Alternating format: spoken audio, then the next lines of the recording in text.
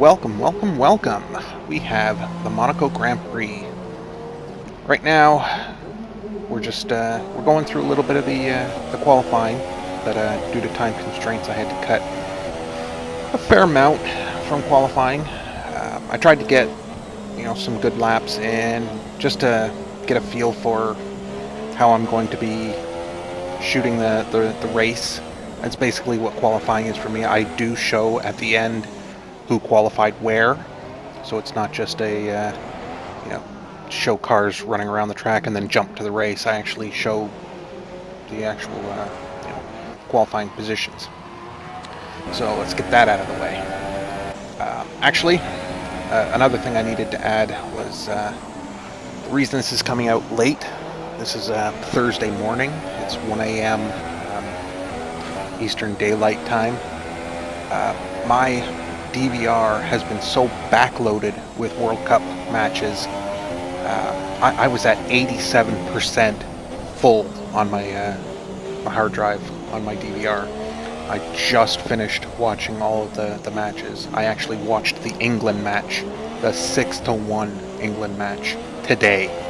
So that's how far behind I am. But I'm now all caught up and I'm doing the commentary.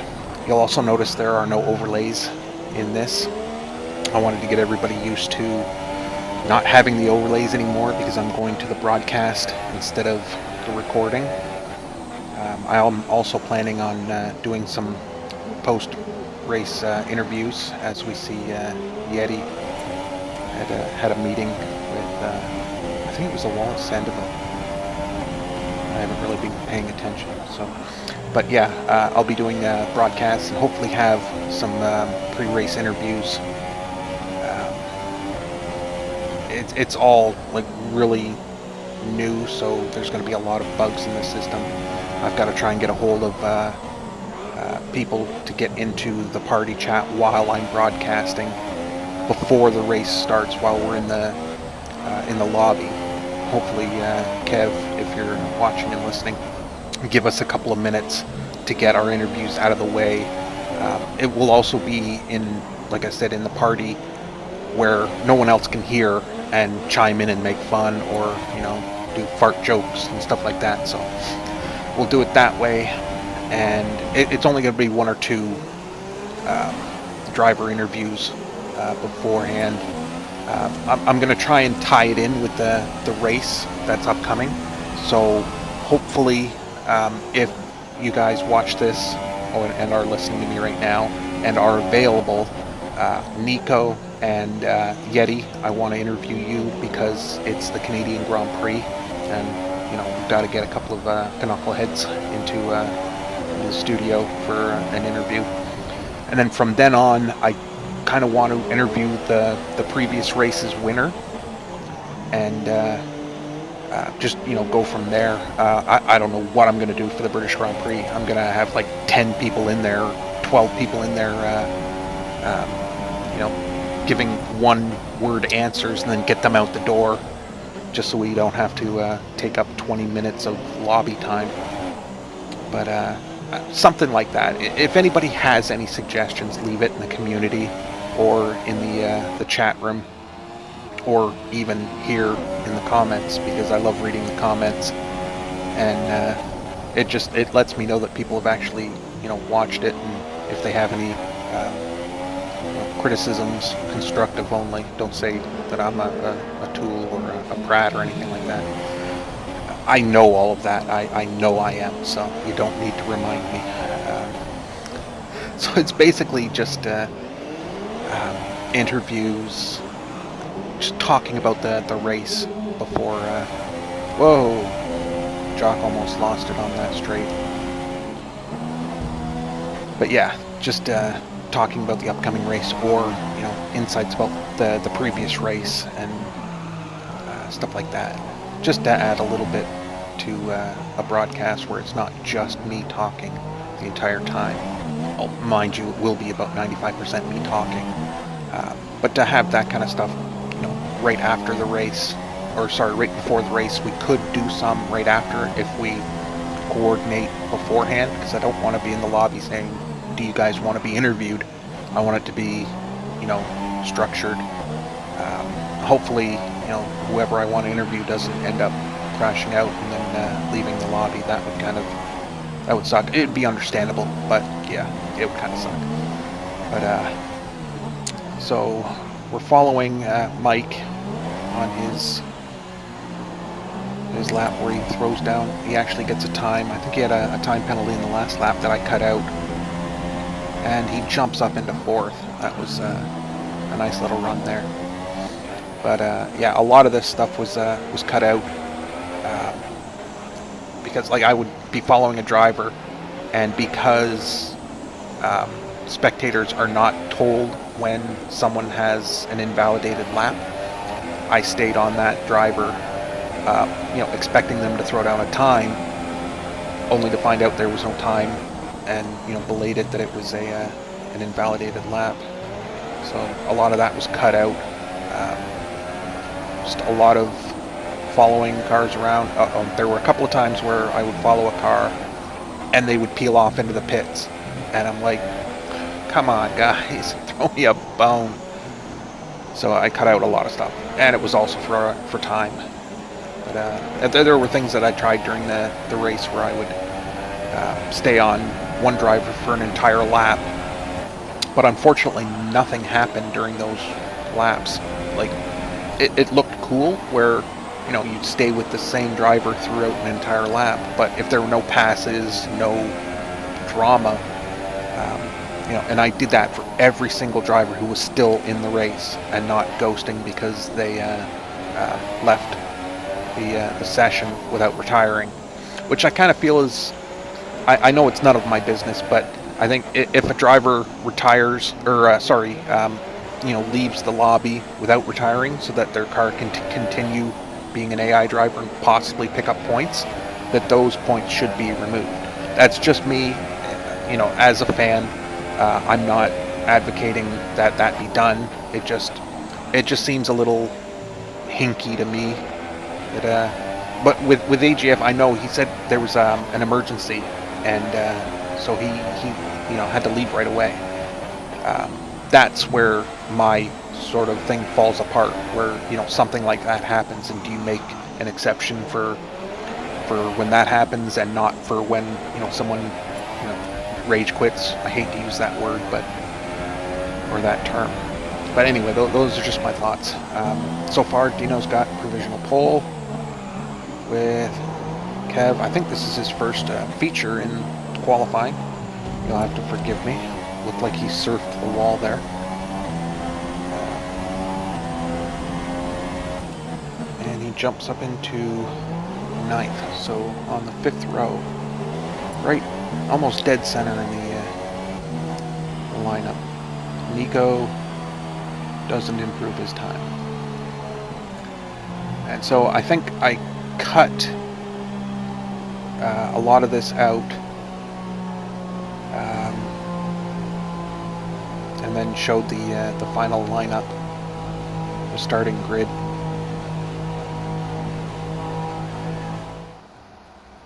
Yeah, there we go.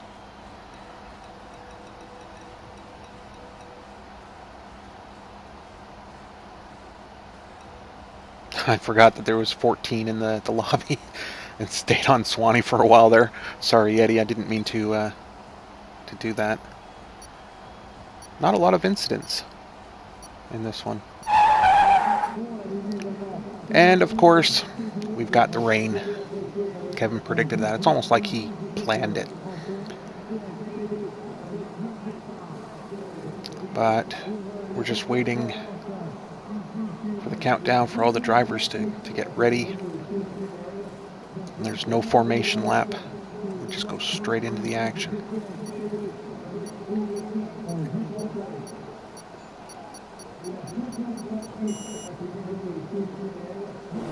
Waiting on 5 red lights, and we are lights out. Everybody takes off from the line fairly slowly as we race down to Sandoval.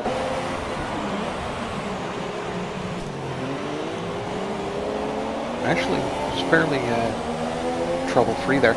You'll notice that the classification on the left is like right off. It's way off, and it threw me off because I thought I was recording or being on board with someone at the front, and it turns out it was like the middle of the pack or at the back. Now it starts to filter out and fix itself as we head into Mirbeau High, the Grand Hotel hairpin.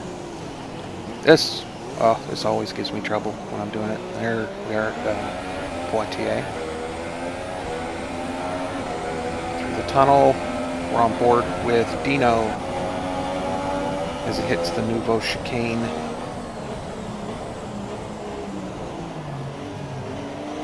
I wish they would just take that right out of there, but I suppose I can understand why, because there's no runoff at the end of this at Tabac.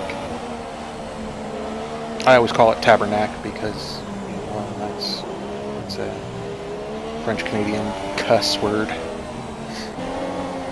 But, yeah, we're into Rascasse now, on board with, okay, forgive me if I butcher this name, Rwander? I've seen someone type in the chat Wanda, so I don't know. Forgive me if I do butcher it throughout the race.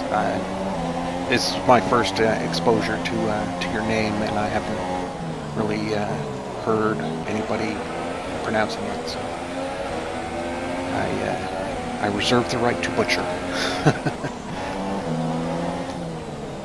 But yeah, there's also some edits throughout the race, but I tried to catch as much action as I possibly could, as those of you know from previous races. I try my best. Sometimes I catch accidents purely by accident. I saw what I did there.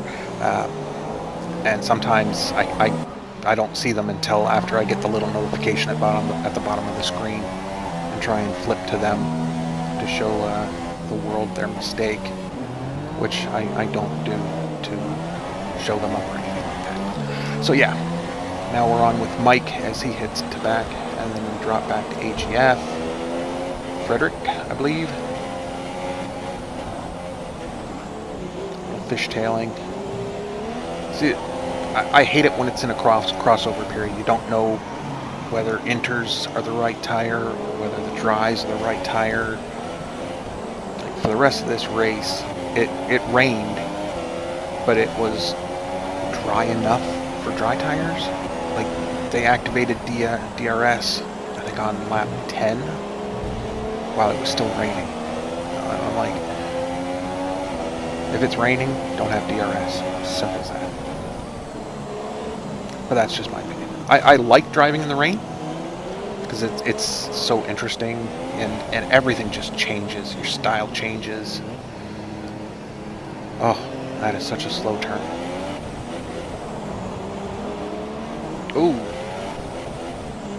What was that? Is that Mike? Yes. And he gets... Oh, I thought he got swallowed up. He didn't. And inexplicably, AGF just decides to drive right into the wall. Uh-oh. Oh, Swanee put his nose in there, tried to get through. I like how he backed off, though. He'd rather, not cause further damage to his car or to Mike's, and possibly get him in another place. Although with Monaco, that is a risky gamble. Sometimes you have to be selfish.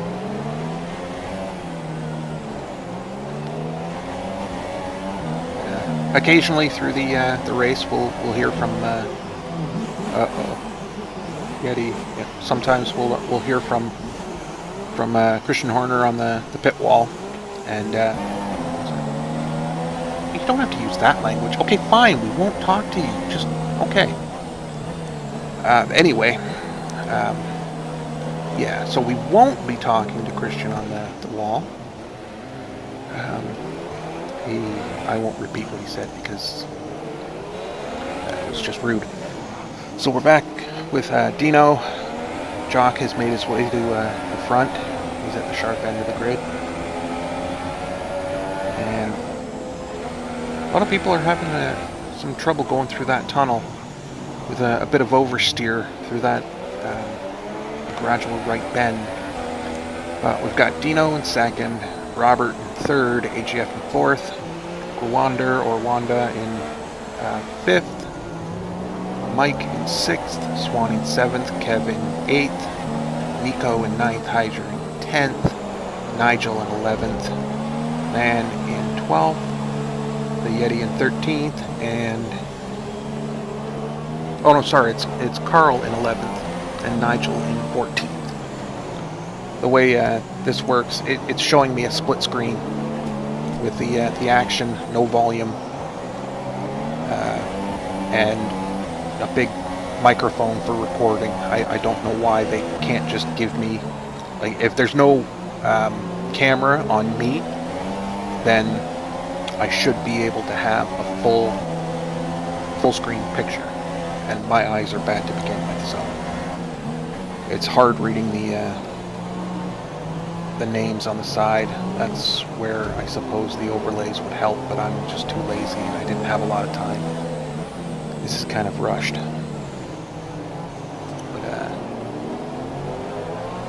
That's some nice action going into the hairpin there.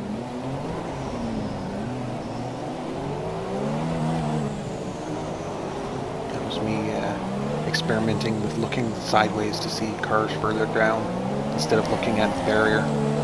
Didn't work all that well because you can't.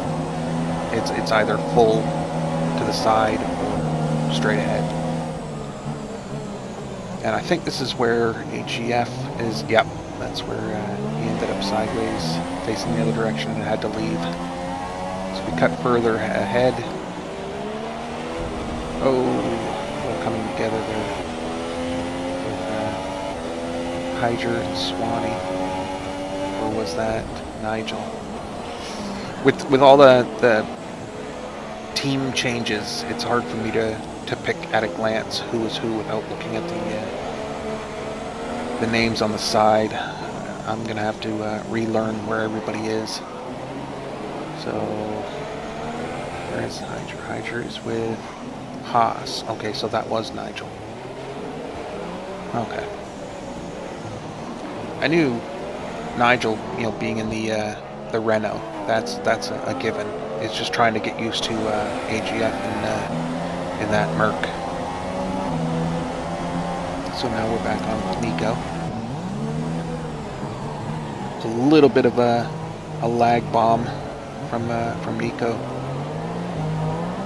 It almost looked like a really quick cut, but it was just a lag bomb, and thankfully it didn't affect anybody. I really don't like it when lag bombs happen in online races. It's just, it ruins it.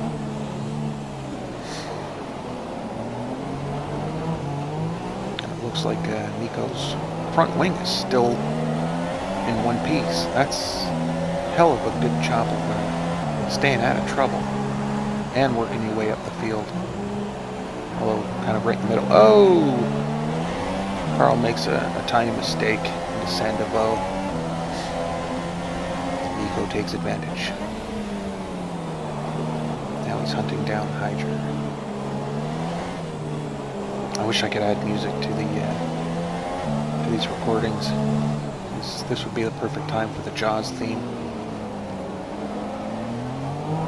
And no, I'm not going to do the theme myself.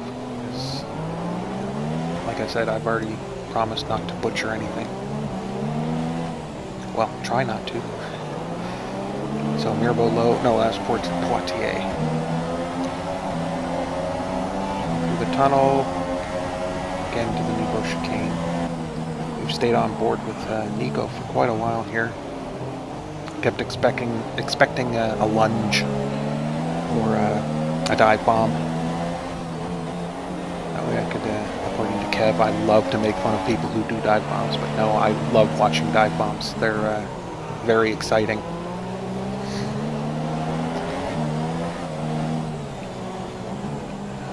I remember when I was doing my career in Monaco, Rascas would always kick my ass. It could kiss my ass too, but it would always kick my ass. I'd either come in a little too shallow and my right rear would hit the barrier and spin me around. Or it was insane. So this is what threw me off in the race. I thought for sure that they would just throw in the race away, going on to the supers, and then I realized still got grip. There's still grip. You're not sliding all over the place. It took me a couple of laps to figure it out. I don't think I get notified when DRS is activated or enabled. And Carl parks it up. And we see man with, I think, a third of his wing left.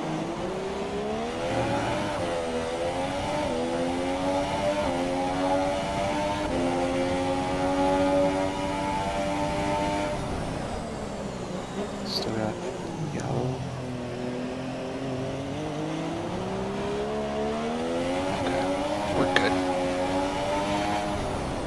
I guess that's where Carl had pulled up.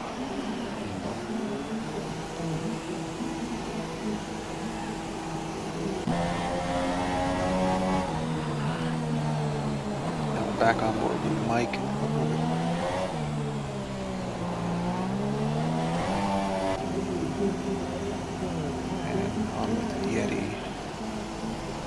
Putting on the ultras. There were some instances where I think it might be this one where his rear left tire would change. Yep, there it is. He's got ultras on the 3 and a super soft on the rear left.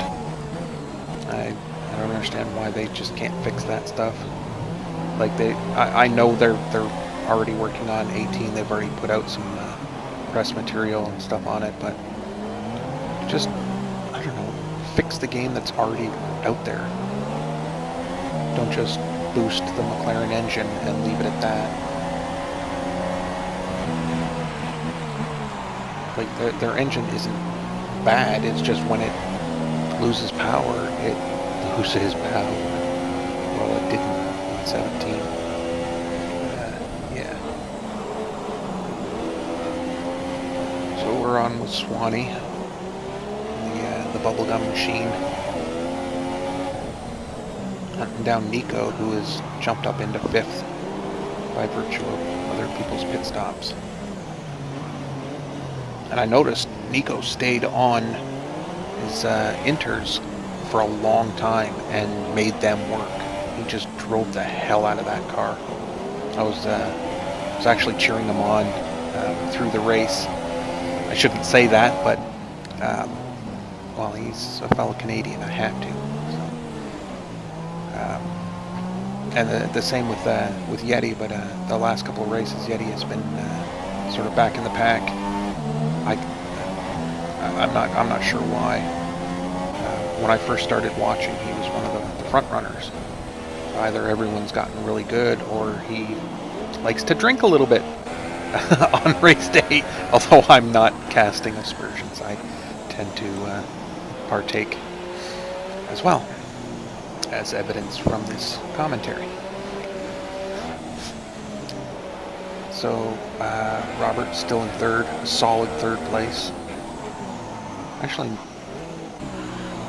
no one else has really pit yet. I know I cycle through how many stops people have made, but when I need to know, it's not available. I need to coordinate my commentary a little better. That's why I think the broadcasts will be a lot easier. I like to... Oh! That's right, he had retired from the race, but there wasn't a safe spot or safe place to pull over, so they waited until he got to the end of the tunnel into the Nouveau chicane. I was wondering I thought I had read something wrong when it popped up on the screen. That's why I switched over to him, and he was still racing. I'm like, well, what the hell happened? That's why it kind of surprised me when, instead of going through the chicane, he just drove straight through. So that explains that. So yeah, it was just the AI waited for him to get to a safe place where he could pull off. And now we're back on board with Kev. This might be his first bit of camera time. It lasted for 5 seconds. I'm going to do that until he starts paying me more. And then he'll get more camera time. You hear that, Kev? I want to get paid more than 0 cents. I'll you know, a penny raise would be fine. But it's got to be American. Because Canada doesn't use pennies anymore, so... Yes, we've gotten rid of the penny. Nico knows that, and so does the Yeti, but... possibly Americans would know that, so I guess Man might know that. But, we're in a nice battle here with Dino and Swanee. Oh, Dino kind of cuts the chicane there because he let him go back through. He does not. I guess he figured he already had the move done, and that the corner cutting didn't help. That's not an indictment. That's just.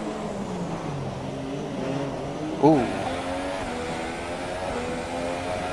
Yeah, he was well within his rights to stay ahead because it's arguable that you know, the move was already done and that cut did not in any way, shape, or form help him get that position. So if he gave it back, then you know, that would have been sporting, probably unnecessary, but you know, the racing etiquette it's important to me when I race online or with friends or whatever. You know, the etiquette really matters, and in this instance, giving that place back would have been it would have been too much. I don't think he needed to. So, I guess I talked for a good 2 minutes on really nothing, but it's just my my views on etiquette and, you know, stuff like that. So I guess it's always good to talk about what you know than to just try and make shit up or just, you know, be ignorant about it. And if people disagree with what I said, I waffled, so I don't see how anybody could disagree.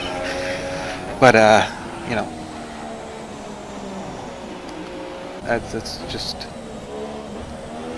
that's how I see it. Anyway, so we're back to the race. We've got Jock in second because Robert hasn't gone into the pits yet, and so far just Robert and Nico are on the inters while everybody else switched to dry. It's a rainbow of dry tires in the classification on the left. So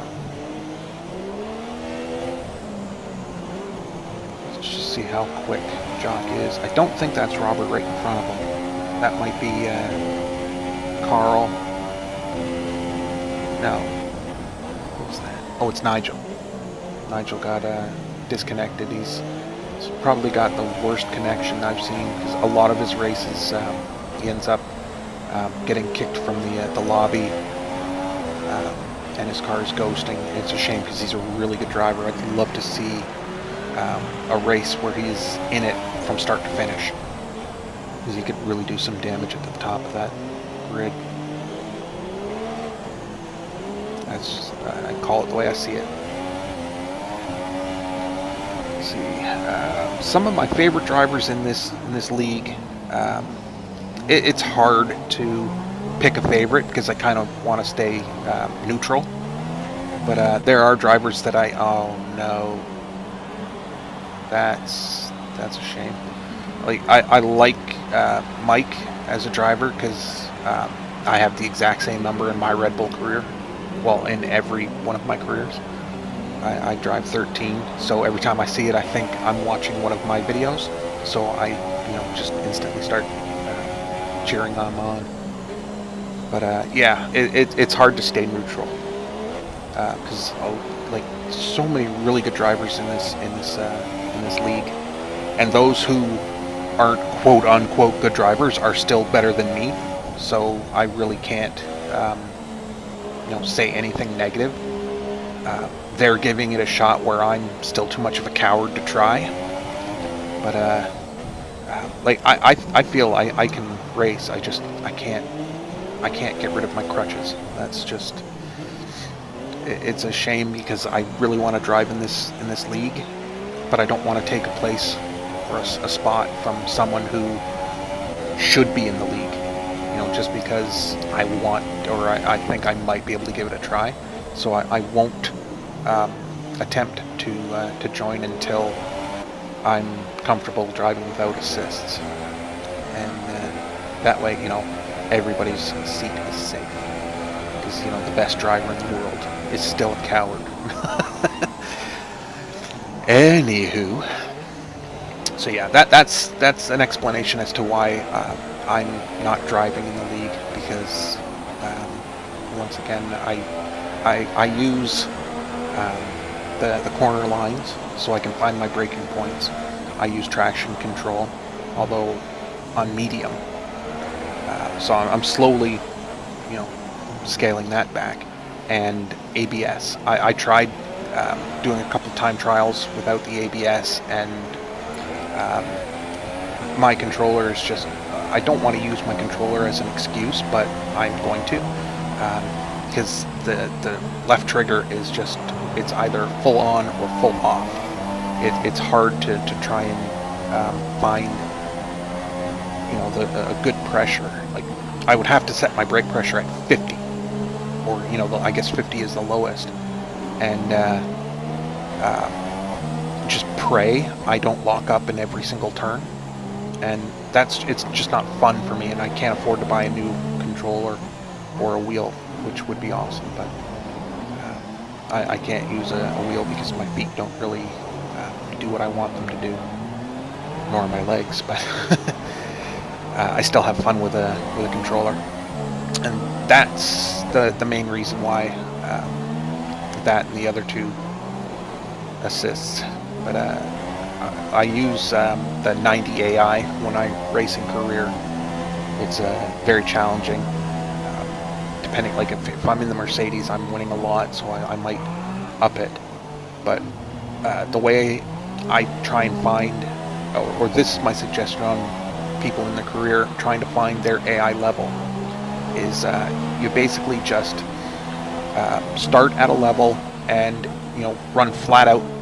Go into a practice in Australia, see what your teammate is running on, so what compound he's on, and then put on the same compound. Your setup doesn't matter if your setup is different from his, just go on that. And if you doing your best is plus or minus 1.5 to 2/10 of your teammates, preferably lower or like slower than your teammate, that's your level. Or that's the way I look at it. Like, that would be your level, because it gives you the goal of being able to get faster than your teammate, while not already being faster than him, while you get better and he stays the same. So that's a good starting point for season 1, because you're going to be in the default car with all of the upgrades and all that. And if your teammate is consistently within a tenth and a half, I would say within a tenth or tenth and a half faster than you, maybe even 2/10 faster than you, that would be your level. If you're a tenth or 2/10 faster, bring it up one. Just scrap that career, bring it up one more or two more, so that you're going to be slower than him, and that's a good place to go to build up your confidence, to try and hunt down your teammate. Doesn't matter what anybody else does, as long as you're within a tenth or 2/10 of your teammate slower. That is your AI level, unless you're good enough to put it at 110. If you're good enough to put it at 110, then just disregard everything I've said. That's how I found my level. and I like it. It's a challenge. I don't win every race. Although, like, if the top 4 or 5 drivers are faster than me in qualifying, I tend to have better race pace than they do, which is weird. Like, I'm consistent and very conservative in my setups and my driving, and I'm really good on my tires. So I find that towards the end of the race, I'm in the top 5, even if I'm in like a midfield car at 90, which it just boggles my mind. But in qualifying, I get out qualified by a lot of the other cars. I'm not sure how that works, but it must be like I'm fairly consistent in a race. I can do 10 laps that are within 2 or 3 tenths of each other. They may not be spectacularly fast, but they're consistent, and it's one of the things that that's happening in the league I'm in with my friend. It's a co-op. Like, he out-qualifies me on several of the tracks. Sometimes we're fairly close, but sometimes he'll just out-qualify me. But in the race, I'm fairly consistent, and if he's aggressive and makes a mistake, that's 2 or 3 seconds he's lost, whereas I'm still puttering around at my average to fast speed, not making a lot of mistakes. Although I have made mistakes in Season 1. Season 2, I haven't made any really big mistakes. On the track, I've made strategy mistakes that in my last race in Monaco, we do 50% races, and I was starting on the supers, and I was in second after, because I qualified third. My teammate finished or qualified on the pole, and Raikkonen split us. And on the start, or not Raikkonen, sorry, Vettel split us. Raikkonen was behind me on the start. Raikkonen swamped me, and I dropped back to fourth. So it took me quite a while to catch up to him and pass them. And by the time I got up into second, my teammate pits because he was on the ultras. And so I'm in first, and I think 2 laps in, I had a horrible lap on his outlap, and he was able to catch up to within, I think, 15 seconds, and I realized I had to pit. So my strategy was going from supers to ultras, and here's where my brain fart was. Just as I was coming through Rascasse, I called for super softs on my pit, and then I pit. And I know you're all thinking exactly what I wasn't thinking when I did that, and that was I needed to use 2 different compounds. And they even told me as I was coming out of the pits, they're saying you've got 1 pit stop left, and I thought that was just an error. And it took me about 6 laps before I realized that I had to come in for either softs or supers or ultras, or else I would be disqualified if I crossed the finish line at the end in first. So I drove as much as I possibly could on the brand new supers, and then came back in for some ultras, and that put me back into fourth from the lead. And it was a dumb strategy change. It was really stupid, and if it wasn't for a mistake by my teammate later in the race, I would have finished in either second or third. I ended up winning the race. Just like I did not deserve to win that race at all. It was just he made a couple of mistakes that cost him while he was in the lead. One was in the Nouveau chicane. He ended up facing the wrong direction, and the other one was just after the hairpin. He kind of nudged the wall, and for some reason it stuck him to the wall like glue, and he ghosted. So Raikkonen and myself were able to drive right through him.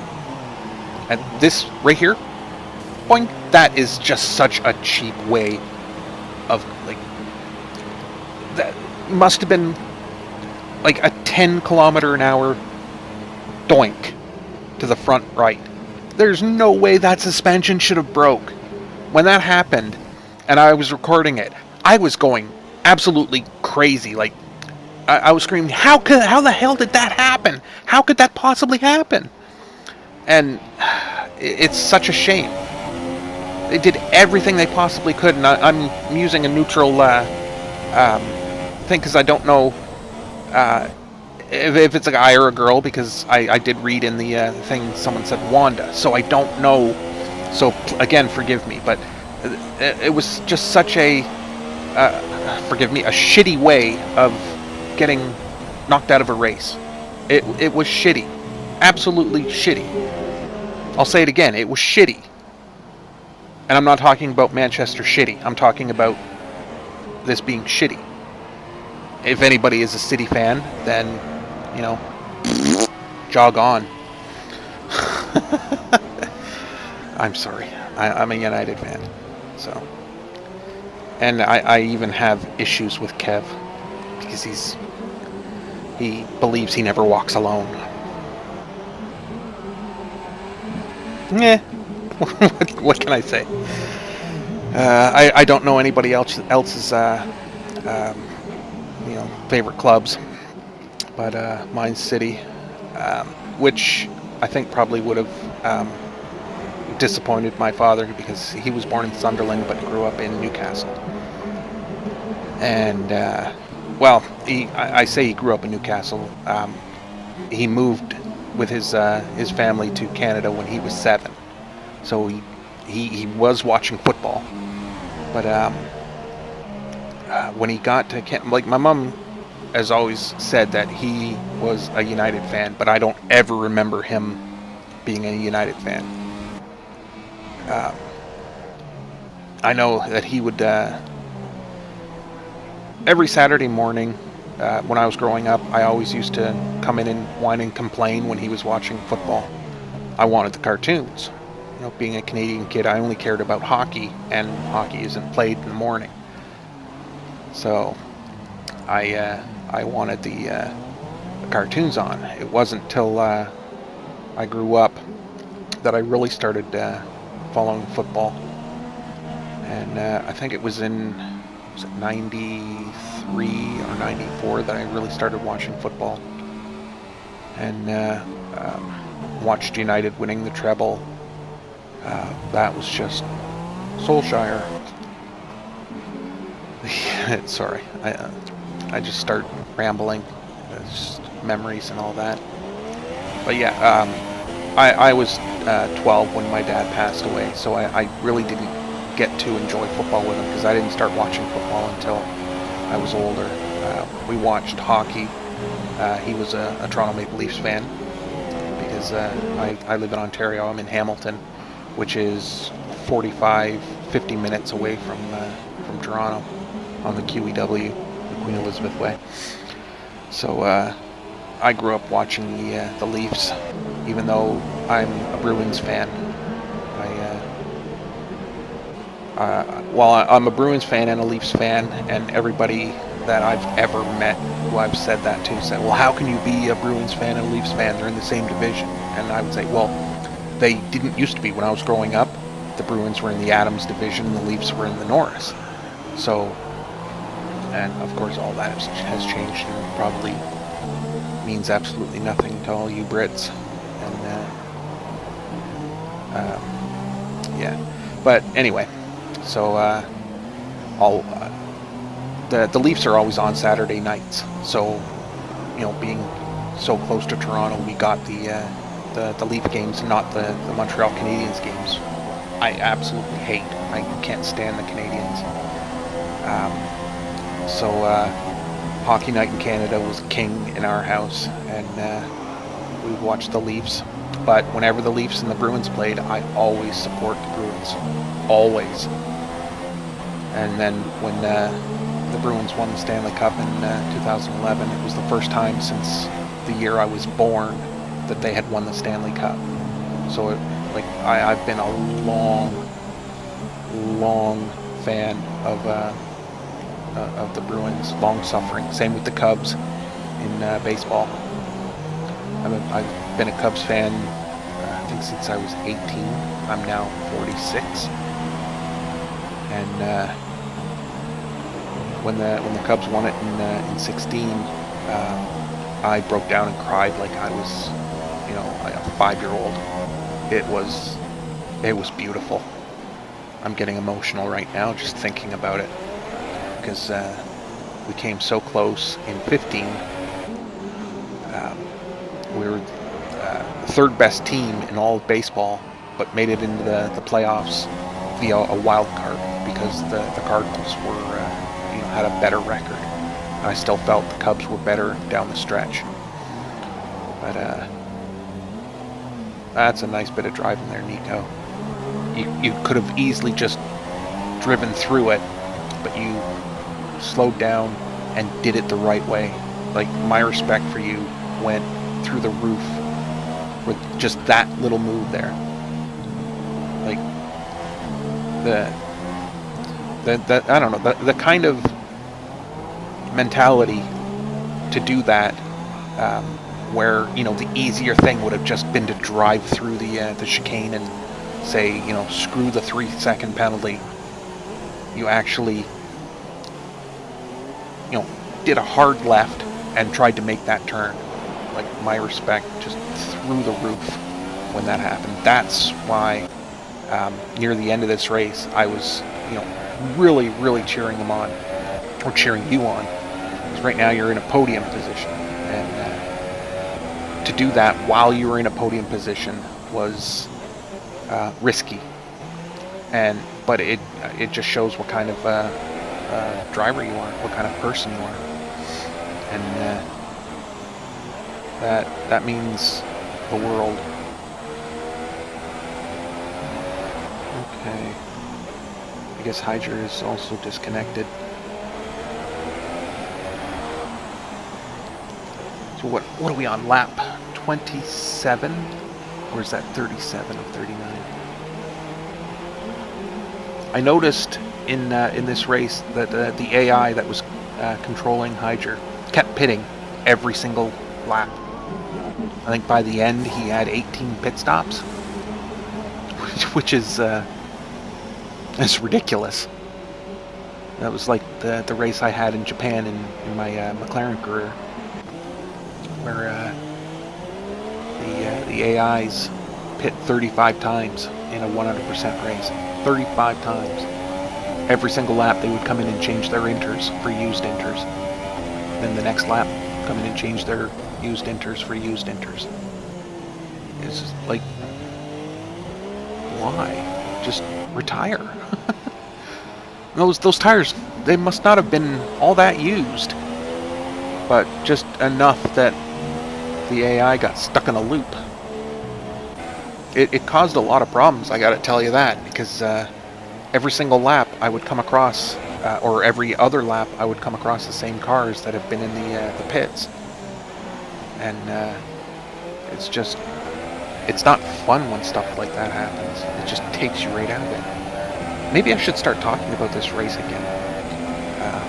You'll notice I haven't taken any breaks for the car sounds. Let's see a show of hands. Holy shit, okay. I guess I'll take a break and you'll listen to the cars.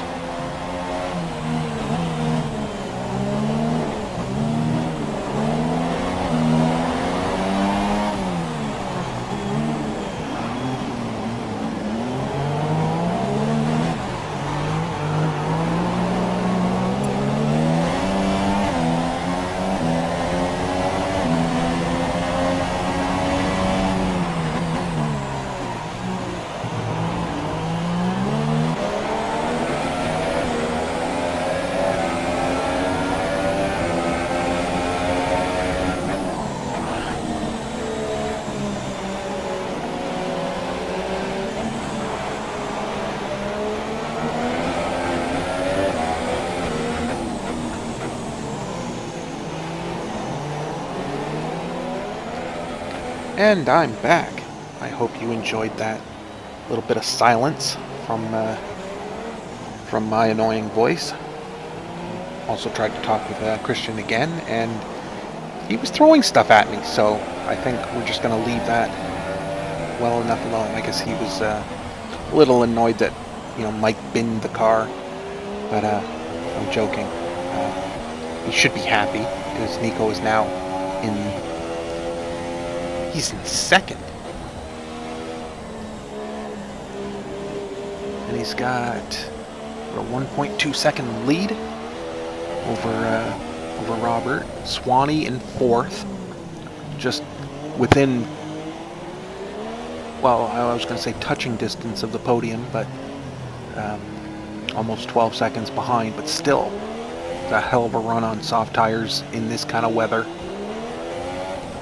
Swanee is another one who was up for driver of the day. Right now the vote is going on.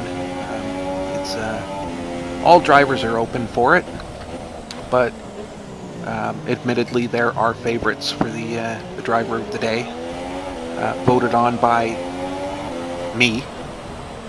So it's set in stone when I make a decision. So yeah, there are no prizes for the driver of the day. You don't get a cookie or anything like that.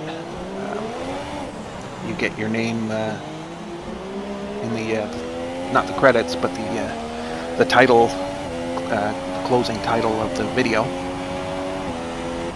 And here we are coming across the finish line. I kind of missed the end of the race, but y'all can just tune me out and watch the race. You don't really have to hear me tell you it's the last race when you see the lap number and all that. So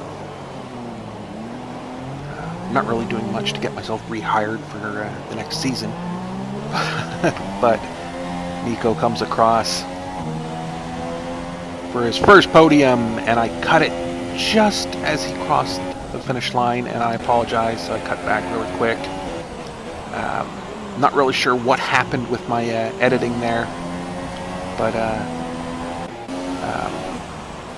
sometimes when I edit something, it doesn't cut it where I actually cut it in the editing process. If that, like, you have to leave almost a second before and after your cuts to make sure what you're cutting actually makes the cut. Which, hearing me say that, sounds like I'm saying cut way too much. So, and there's the podium celebration with Jock in first, Nico in second, Robert in third. A Red Bull on the podium for the first time, first of many. That nice Canadian flag up there. So that's basically it. That's the race. That's my commentary, and I hope y'all enjoyed it. If you did, leave a like. If you didn't, leave a thumbs down. I would prefer you not, but if you have any constructive criticism, leave it. And as we see, congratulations to Jock. And the driver of the day, Nico. Congratulations. Way to go, guys. That was a hell of a race. Bye.